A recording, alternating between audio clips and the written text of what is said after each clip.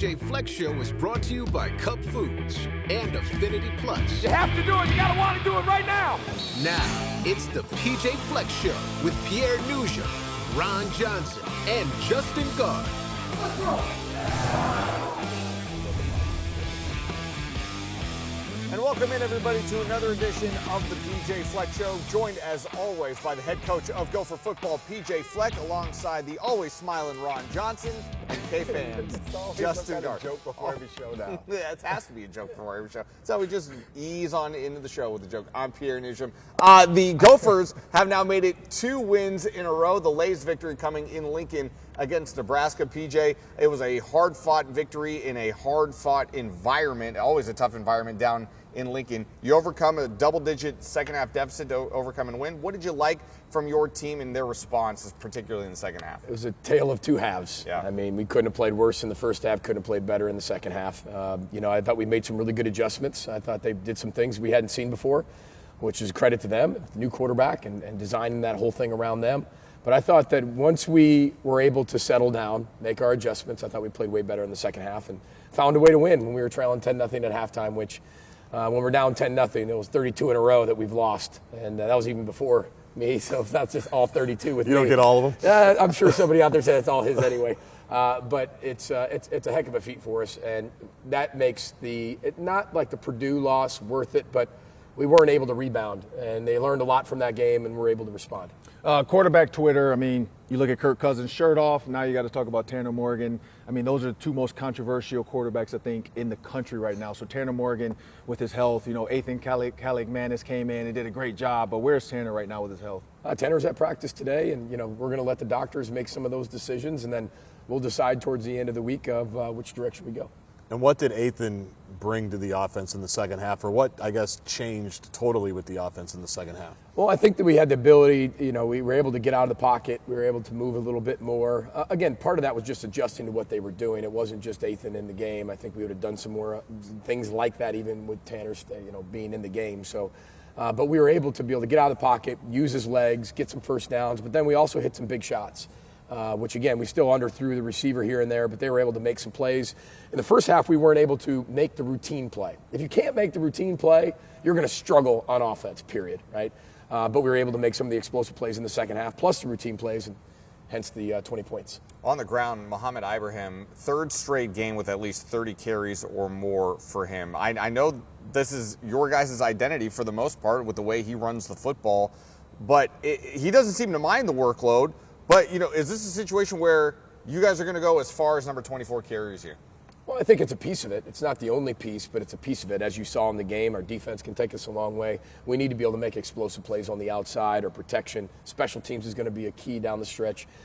So for us, we definitely have to be able to rely on him. He's one of the best players in the country. And when you look at the beginning of the season, he only played 3 games in the half of the game. Right? Sure. He only got a few carries and he was on a pitch count, then he missed a game. So, but around 30 carries, we've done that, throughout his career, and he's been able to handle that. And we manage him throughout the week to be able to get to that point. So we'll give him as much as he can handle, but he communicates really well. He's very transparent and always lets us know how he feels. Yeah, the PJ Fleck Show effect is taken over now. Tyler Newman joins the show, 2 interceptions. Daniel Jackson joins the show, has another big game on the field. But how is Daniel Jackson now becoming a steady kind of receiver 1, receiver 2 now, knowing that, it's his kind of group to get going? Yeah, he's had to grow up really quickly and become in that number 1 role, and I think that's very different. And you know this, it's different to be the guy.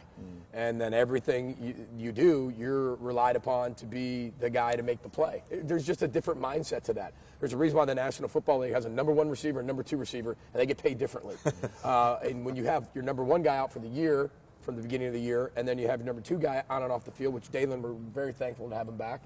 But you have to kind of get into that role maybe sooner than you think, but he's adapting while in that role at a very high level. So we need him to be a huge staple of our offense as we keep moving forward, as well as the addition with Dalen and Mohamed and Trey and Michael Brown-Stevens. And Dalen Wright, he tweeted about his response and that he's gone through a lot, but he's been able to get back on the field after that huge catch. What has his response been like from your eyes? Oh, it's been fantastic. The hard part about when you're dealing with 17 to 22-year-olds is you got 125 of them. You hold them to a really high standard academically, athletically, socially, and serving and giving. It's a culture and program, and we want you to be a better person than you are a player. If you're a better person, you will be a better player because you're going to do all the unrequired to get there. However, you still have to hold them accountable for everything that they do in their life. And that's really hard at times because you have that responsibility as a parent to do that. And it might not be the most beneficial thing for the short term of a team, catching passes and gaining yards, but in the long term of somebody's life, that's why we do it. And when it's all said and done, sooner or later we're not going to win enough games here, and they're going to get rid of you, and you're going to have relationships that you can sit there and say, you know, I did it the right way, we did it the right way, we built men, we built husbands, we built fathers, and we did something to make society better. And that's what education is all about. And I still firmly believe in that. Even though our world's changing all around us, especially in college football, I'm not so sure I'll ever think differently on that aspect. Ron, do you have any more about the wide receivers, or can we move on to other reasons why they won the game? Can we go with Brevin's man for it? No, we'll get to him in a minute. This is my role on the show, the kicker. Yes. Matthew Trickett. Yes. You don't win the game without Matthew. You need points on that first drive. You're going up against the wind. I was down on the field. It was a wicked wind, Ron Johnson. No Vaseline for your arms on Saturday. And he hits a 47-yard field goal into the wind, gets you on the board, and then obviously comes back with a 49-yarder later. Yeah, everybody just said, what would the Vaseline comment mean? They have no idea. When it's If windy, they watch Gopher yeah, pregame, they No, know. I understand our players The wide understand receivers that. know. old school. That's Yeah, old school. it is old school.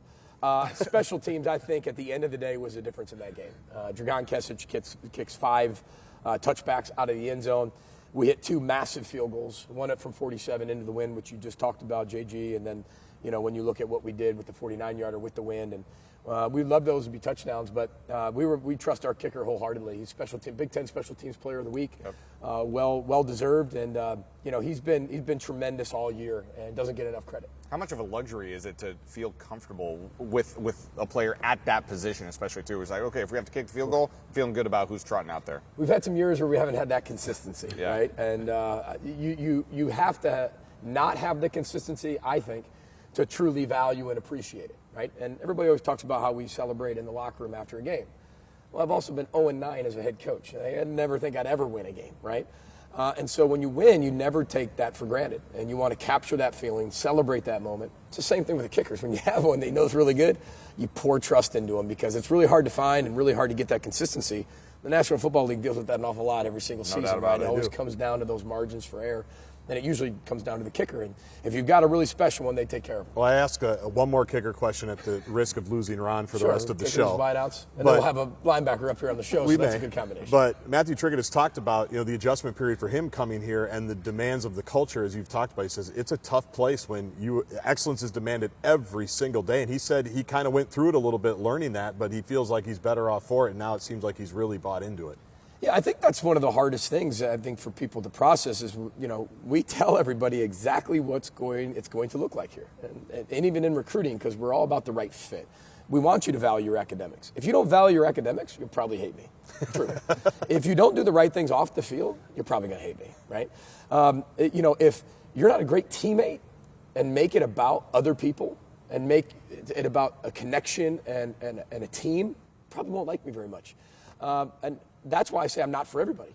But I don't know if that's necessarily wrong. And we have high standards, but we have high standards in every area of their life. And I think that's what the hardest part. Everywhere they turn, there's some type of standard. And then you got to change your best tomorrow. But that's what successful people do.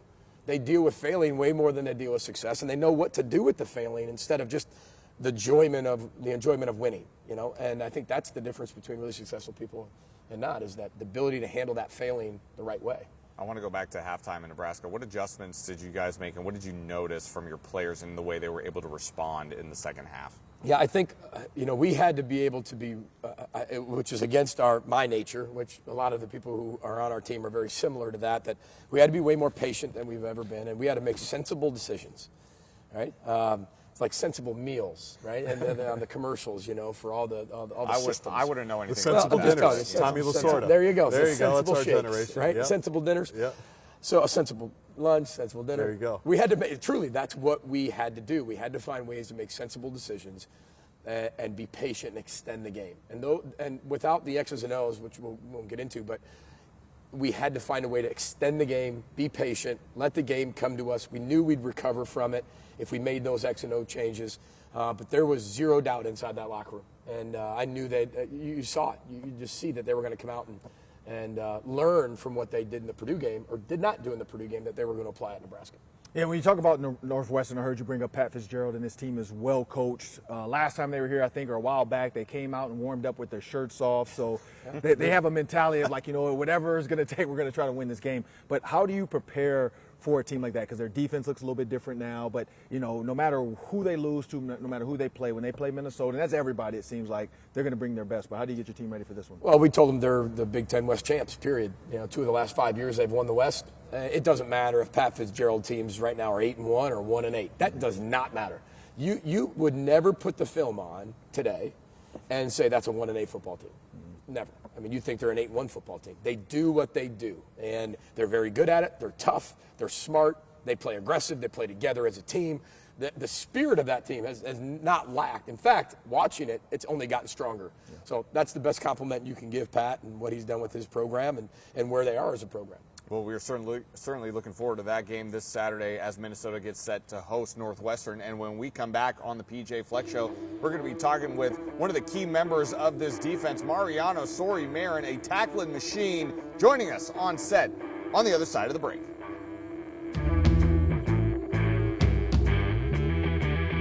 Let's row the boat.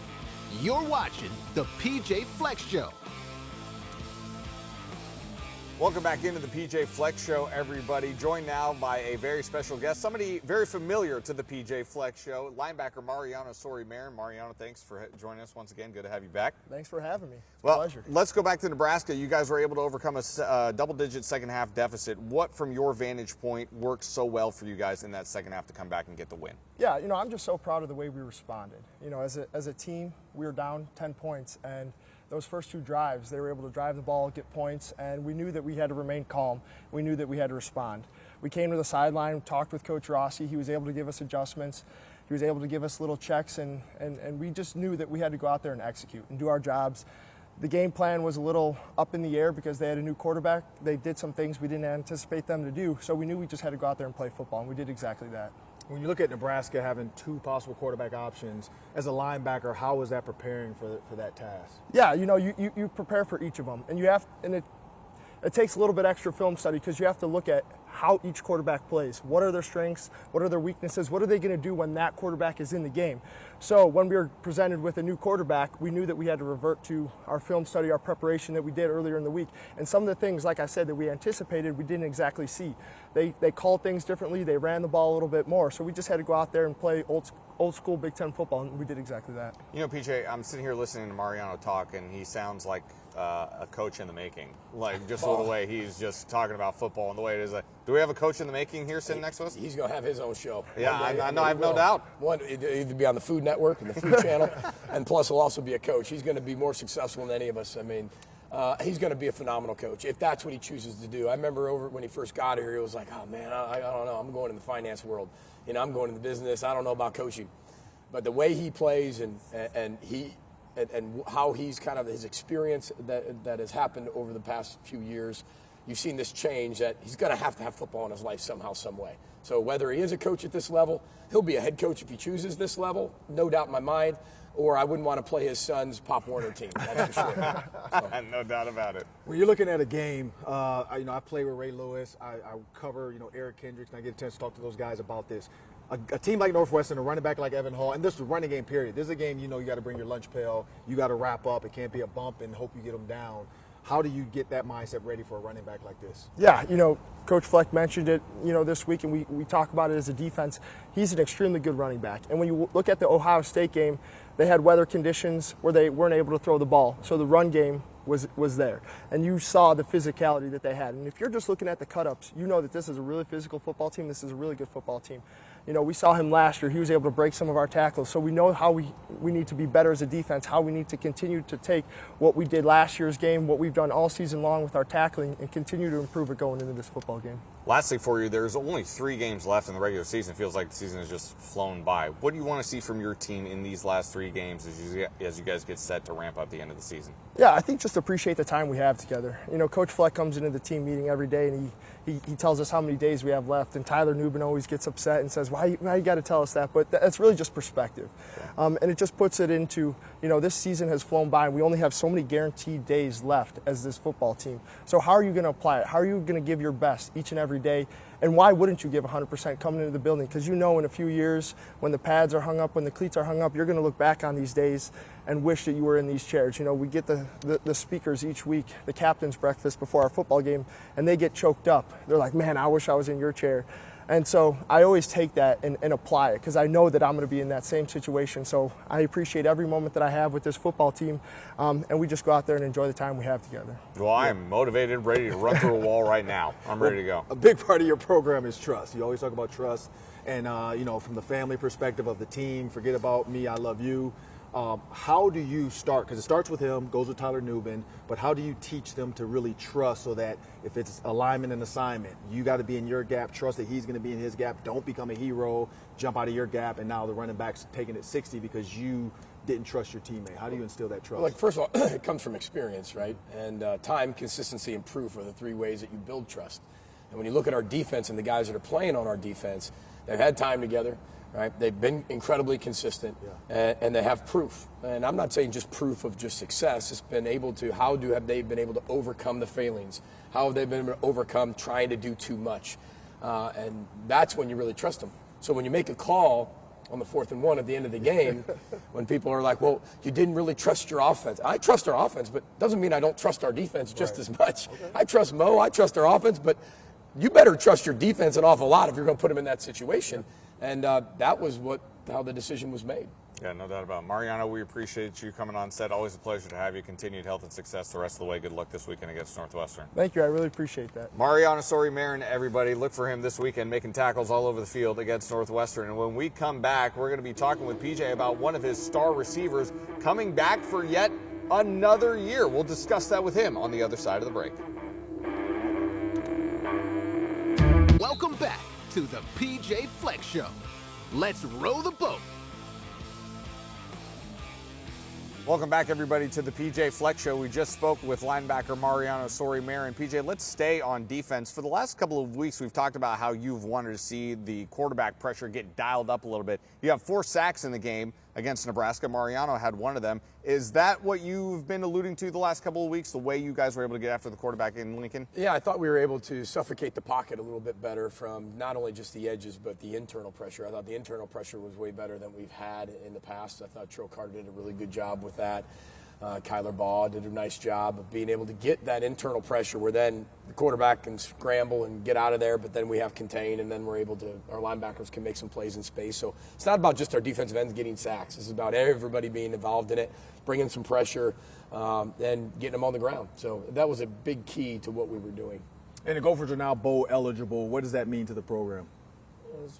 Next right step, right? It's the next right step. There's 6 teams in the Big Ten that are now bowl eligible. We're one of them.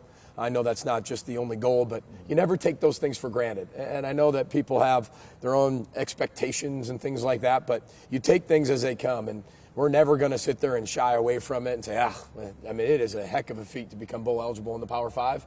And, we celebrated that on Sunday and moved on. Pierre mentioned it before the break. Chris Ottman-Bell made news last week saying he intends to come back for year 7. Clay Geary in his 7th year. A lot of other people in year 6, marriages, maybe kids. I don't know. We have all that. But Chris Ottman-Bell coming back. I'm assuming you heard about that before he dropped it on a podcast or two. Take us through his decision there. Well, he gave me a lot of hints.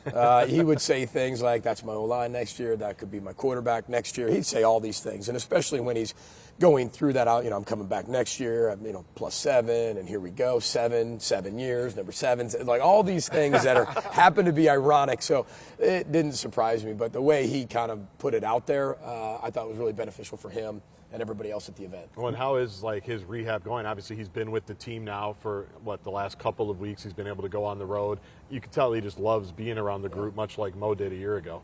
Yeah, it's unfortunate that one of your best players is out for the year, but it's great because of the COVID year that all these guys have an extra year if they want to come back. And I know he dreams of playing in the National Football League, and I know that if he wants to do that, probably the best opportunity for him to do that is by coming back another year. And we're not going to get into next year and how good we're going to be, but I think we can be pretty good. And I think that's going to be that was a deciding factor of knowing some of the questions that you're going to have to answer. You can look around and say, okay, I see how it all fits together. Yeah, walk me through that a little bit, a conversation that you have to have with a guy like Chris, who, like you said, if he wants to go play in the NFL, some people might say, well, why are you coming, but why don't you just go straight for it and maybe risk injury in college again? What is that conversation like with a player like him in his situation? Well, first of all, I think people have this misconception that everybody deserves a chance to play in the NFL, or it's an open policy where everybody gets a shot. Right.